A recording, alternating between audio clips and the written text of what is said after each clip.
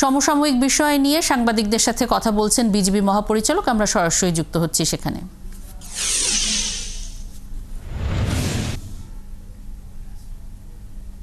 Even তাদের mobile বলেন অন্যান্য বলেন সেটিও আমরা তদারকি করে থাকি।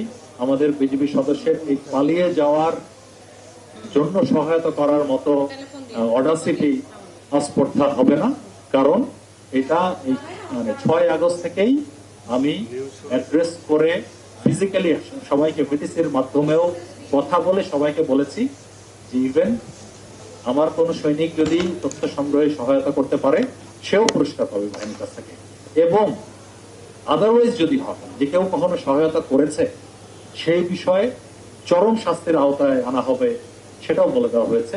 আরেকটি বিষয় বলতে চাই, আপনারা জানেন যে বিজিবির বিভিন্ন ইনস্টলেশন দেশের প্রত্যন্ত অনেক অঞ্চলে ছড়িয়ে আছে। বিজিবির কোনো জায়গায় কোনো ইনস্টলেশনের মধ্যে কোনো ধরনের সদস্যকে যেন কোনো আশ্রয় দেওয়া না হয়, সেটি 5 তারিখ সন্ধ্যা থেকে আমি নিশ্চিত করেছি এবং ভয়ঙ্করভাবে হুঁশিয়ারি করে দিয়েছি। এই ব্যাপারে কোনো ধরনের ছাড় দেওয়া হবে না কেউ যদি হয়। এমনকি সত্যি কথা বলতে এখানকার ছাত্ররা, আমার এখানে নূর মোহাম্মদ কলেজ, মুন্সি আব্দুর রউফ কলেজ আছে, আপনারা জানেন, অনেকের হয়তো ছেলে মেয়ে বা আত্মীয়স্বজন পড়তে পারে।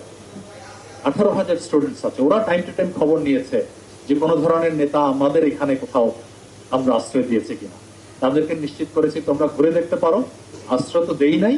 এবং শুধু পিলখানা নয়, বিজিবির কোনো কেন্দ্রে, কোনো ব্যাটালিয়ানের সেক্টরের রিজিয়নে, বিওপিতে কেউ আশ্রয় পাবে না, সেটা নিশ্চিত। আর কেউ যদি আশ্রয় দেয় তার চাকরিচ্যুতি সহ আইনের বিচারে সর্বোচ্চ শাস্তি ওটা পাওয়া যায়, করা হয়। এটা এই এতক্ষণ তো আমি তাই বললাম, এটা আমারও প্রশ্ন, উনি কোন দিক দিয়ে গেলেন সেটা যদি যাওয়ার কোনো তথ্য পেতাম অবশ্যই আমরা তাকে আটক করতাম। এখন উনি কিভাবে কোন দিক দিয়ে গেলেন সেটা একটা প্রশ্নের বিষয়। কখন গেলেন সেটাও জানি না। এমনকি আপনার আরেক মন্ত্রীর কথা, আমরা সিলেটের আমরা এই যে 22 জনকে আটক করেছি, আপনার প্রথম প্রশ্নটা, এটা অ্যাকচুয়ালি আমরা এমপি, মন্ত্রী এবং নেতা কর্মীদের মধ্যে যারাই করাপশন ছিল সবার লিস্ট দিয়েছি। সেটা আমার তো মনে হয় এটা কয়েকশো, মানে এক্সাক্ট সংখ্যাটা তখন মনে নেই। তারপরে বলেছি যে লিস্ট ইজ নট কনক্লুসিভ, লিস্টের বাইরেও অনেককে, মনে করেন আপনার